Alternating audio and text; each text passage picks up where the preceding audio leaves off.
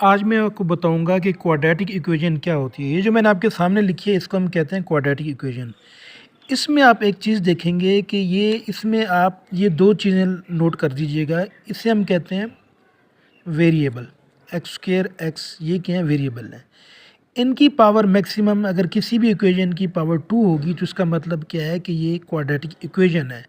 और इसका ये भी मतलब बनता है कि इसको जब हम सॉल्व करेंगे तो इसके दो सॉल्यूशंस रहेंगे, यानी कि जिसकी डिग्री जितनी होगी, डिग्री हम इस चीज़ को कहते हैं, जो पावर है इसको हम डिग्री कहते हैं। ठीक है, जो मैक्सिमम होता है किसी भी इक्वेशन की, जो मैक्सिमम पावर होती है एक्स उनके वेरिएबल की, उसको हम क्या कहते हैं, डिग्री कहते हैं। तो ये 2 डिग्री इक्वेशन भी हम इसको कहते हैं। क्वाड्रेटिक इक्वेशन को हम 2 डिग्री इक्वेशन भी कहते हैं। तो ये इस फॉर्म में आपको हमेशा नज़र आएगी, a x square plus b x plus c. A b और सी ये कोई भी नंबर हो सकते हैं, जिस तरह ये मैंने आपको बताया, ये 3x स्क्वायर है प्लस 9x है, ये प्लस 10। तो इसमें ये सी की बजाय 10 है, बी की जगह 9 है और ए की बजाय 3 है।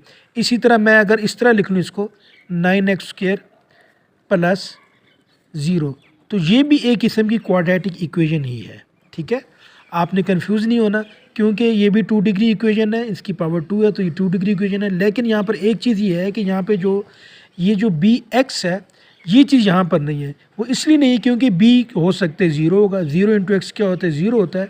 तो बेसिकली ये इस फॉर्म में इक्वेशन थी, 9x square plus 0x plus 0 equal to, ये मैंने चले इक्वेशन की फॉर्म में लिख लिया है। तो इसको हम लिखेंगे 9x स्क्वायर इक्वल टू 0। तो बेसिकली ये भी क्या है, एक किस्म की क्वाड्रेटिक इक्वेशन है।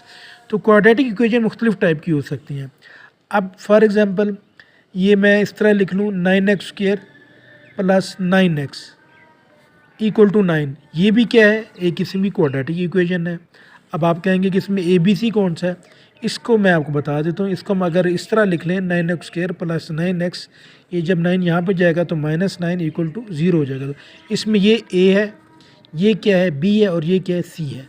इसको हम क्या कहते हैं, क्वाड्रेटिक इक्वेशन कहते हैं। और इसको अगर हमने सॉल्व करना हो तो हमारे पास एक जो फार्मूला आपको याद रखना चाहिए, वो है x इक्वल टू